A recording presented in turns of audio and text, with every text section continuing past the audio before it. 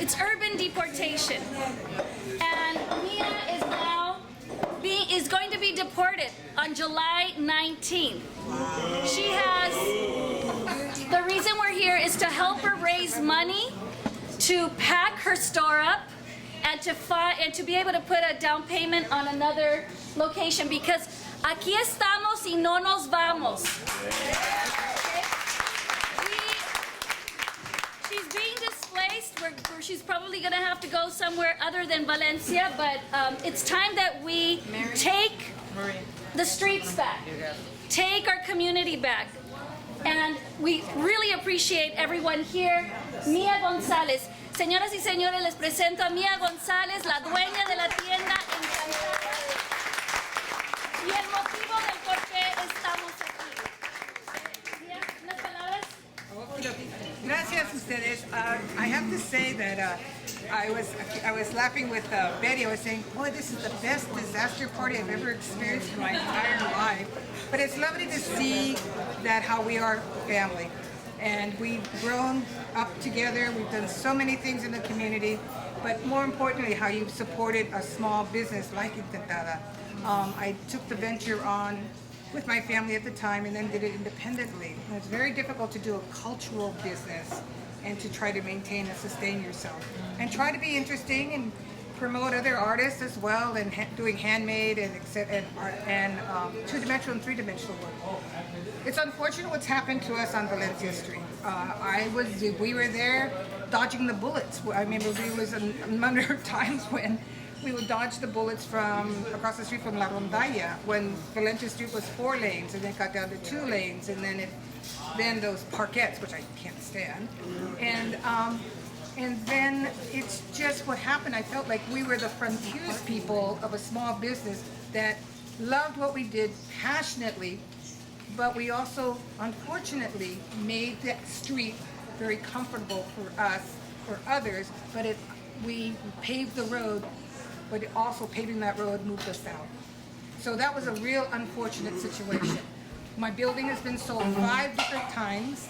I've tried to renew my lease several times, and they just didn't want to do it because of the transition of the property being sold.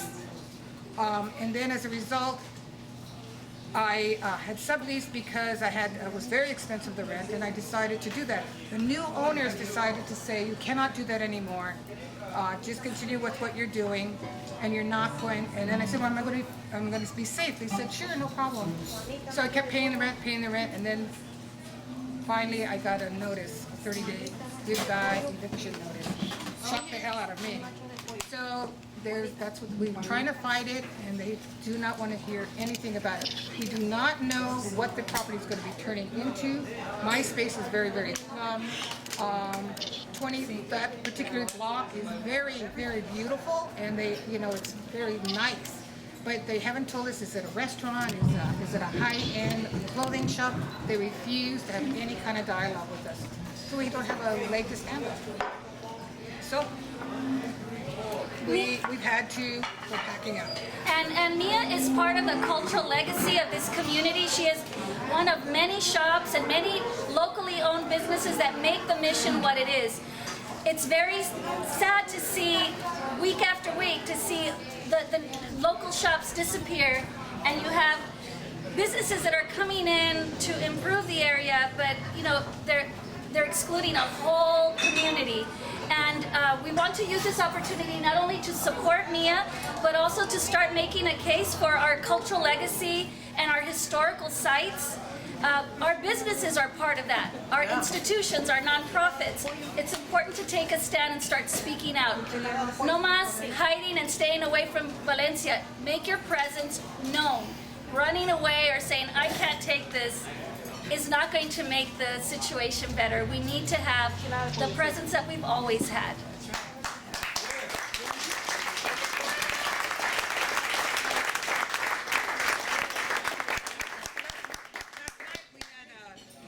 Did it. We broke down the walls between what I originally started, which was the gallery, and Encantada. So we broke the wall down for the first time. It was very heartbreaking. And so in breaking the wall, I said, okay, that was a first step to say that it's over.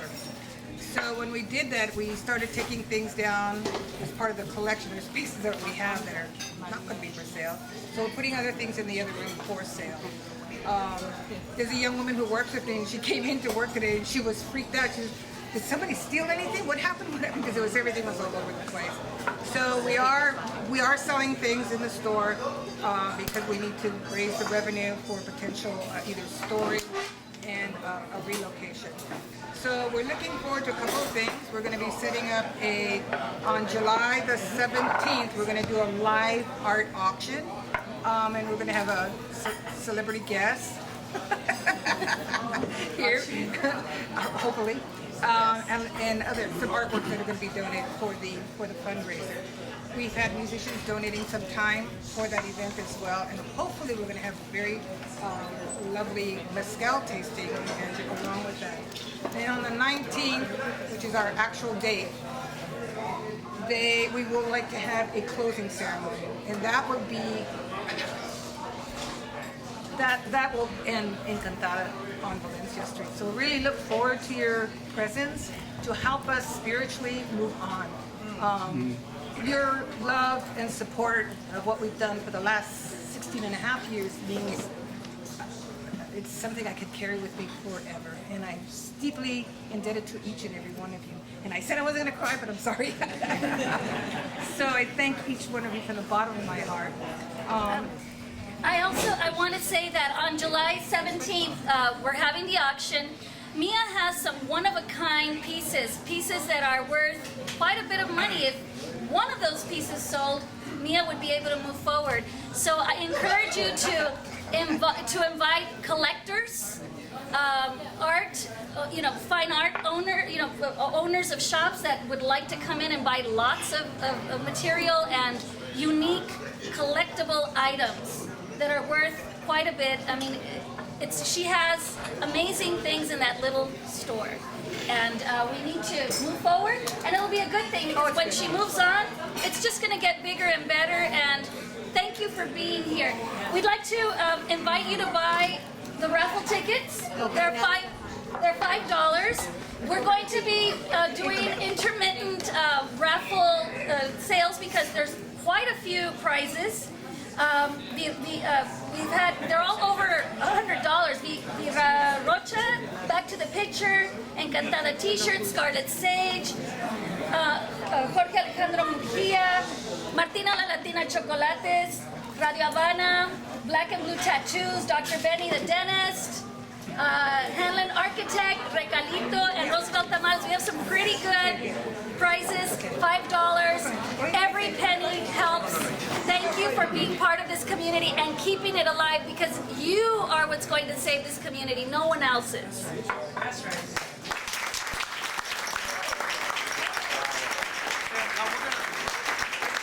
We're going to update everybody on our Facebook and on LatinBayArea.com. So all the updates of all the pictures and all the products and what's going on with her beautiful gallery. Thank you, everybody. LatinBayArea.com.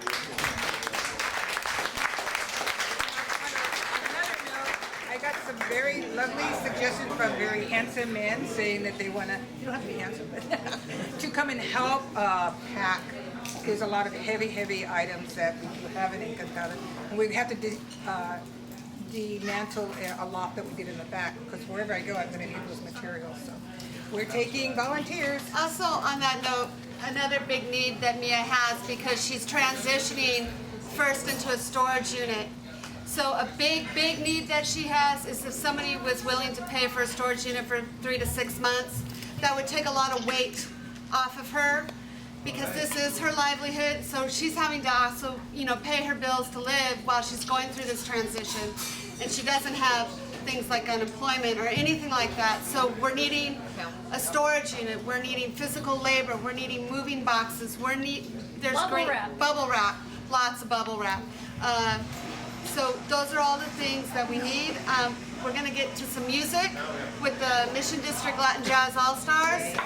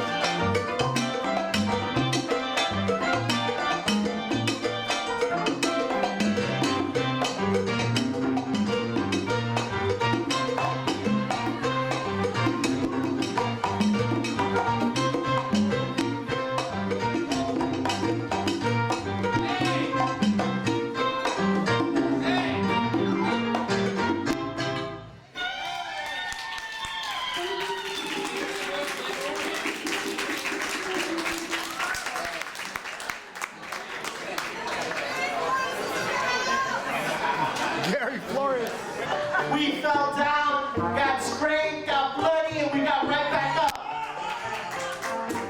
We played in the backyard, in the schoolyard, in abandoned houses, abandoned warehouses, made them our playhouses.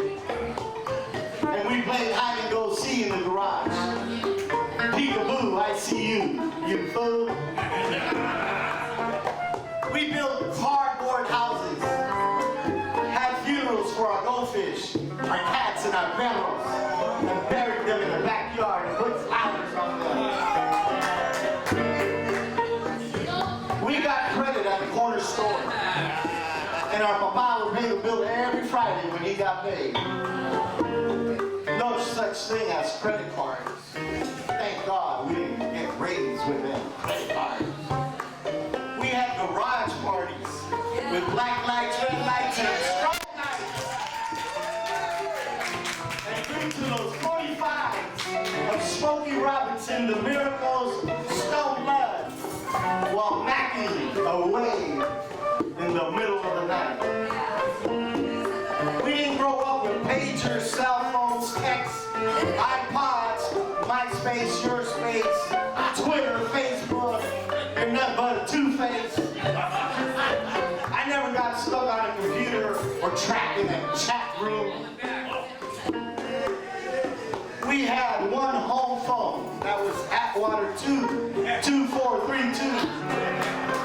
My mama allowed it 5 minutes per night for the 9 of us.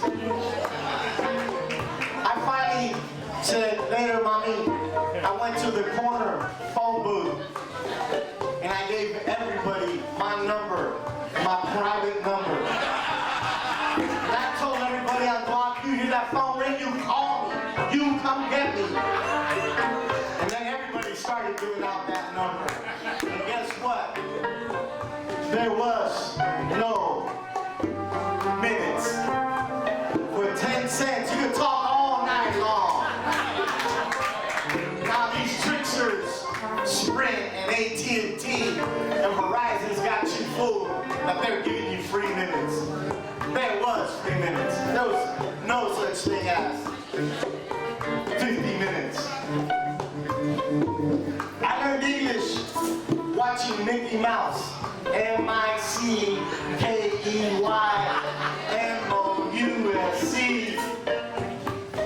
And I love Ricky and that crazy redhead. Remember her? La Lucy. We took baths, no showers, because we had no showers. Except for all the baby showers, and there was tons of those. I never wore a seatbelt. Gas was 39 cents a gallon, and they used to have gas price wars on South Van Ness in 16th and South Van Ness in 17th. Remember the Mohawk Indian? That was special. You got blue chip stamps, and you collect those blue chip stamps, and you get that book. We went to all the theaters here in the valley, the New Mission, the Crown, the Grand, the Tower, and the York. We watched Bruce Lee and Cantinflas for 50 cents. Hot dogs were 20 cents, soda was 10 cents, and popcorn was 1 cent.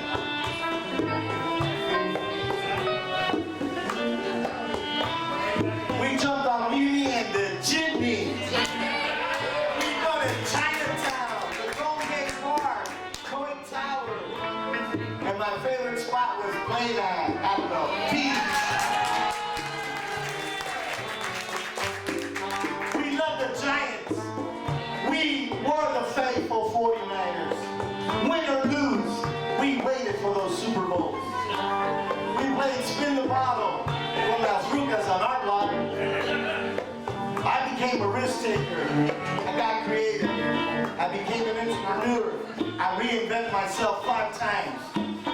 We partied at Caesar's Latin Palace, St. Peter's Hall, California Hall, La Puente, the Dover Club, Down and Under, Studio West until 6 in the morning.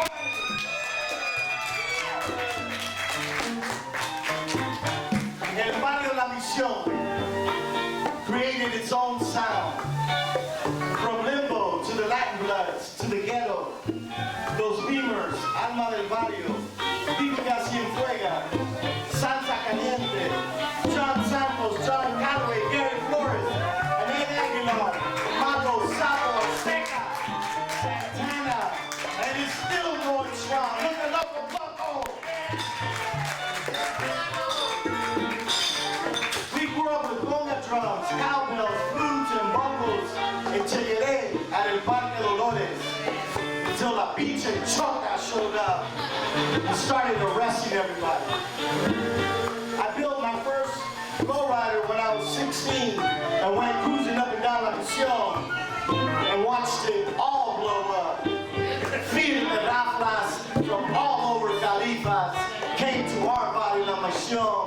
Cruz. We fought La Chota, and we beat La Chota. We sued La Chota, and we won in court against La Chota. We put La Chota on trial, and we got a settlement to build Raza Park and Mission Recreation Center. Yeah, and I became an addict, stolen out of my mind. I tried that marijuana, the reds, the acid, the mescaline, and that mean to kill you tequila. But you know what? I got into recovery and I cleaned up. Now I got a PhD in AACA, and I got a BA, and I'm a bad motherfucker.